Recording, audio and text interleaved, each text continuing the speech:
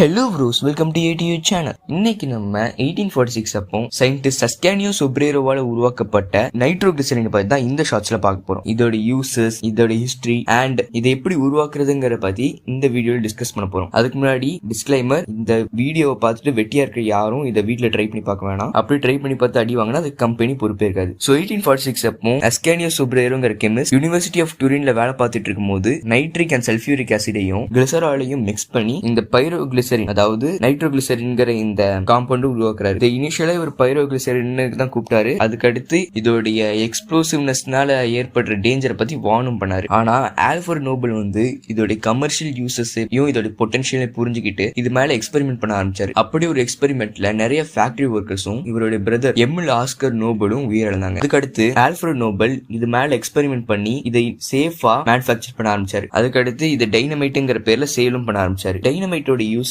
நிறைய கன்ஸ்ட்ரக்ஷன்லயும் மைன்ஸ்லயும் இருந்துச்சு. அது மட்டும் இல்லாம இந்த நைட்ரோகிளிசரினை குரோனிக் ஹார்ட் ஃபெயிலியர் அண்ட் ஆன்ஜினோபெக்டாரிஸ் மாதிரியான ஹார்ட் கண்டிஷன்ஸை ட்ரீட் பண்றதுக்கான மெடிசனா 130 வருஷமா யூஸ் பண்ணிட்டு இருக்காங்க. இந்த ஃபேக்ட்ஸ்ல உங்களுக்கு புதுசா இருந்துச்சுன்னா இந்த ஷார்ட்ஸ்க்கு லைக் பண்ணிடுங்க. இதே மாதிரி நிறைய எலகண்டான சயின்ஸ் ஃபேக்ட்ஸ்க்கு நம்ம சேனலை சப்ஸ்கிரைப் பண்ணி வச்சுக்கோங்க. இதெல்லாம் எனக்கு ஏற்கனவே தெரியும் அப்படி சொல்றவங்க, இது தெரியாத உங்க மக்கு ஃப்ரெண்டுக்கு இந்த ஷார்ட்டை ஷேர் பண்ணி. தேங்க்ஸ் ஃபார் வாட்சிங்.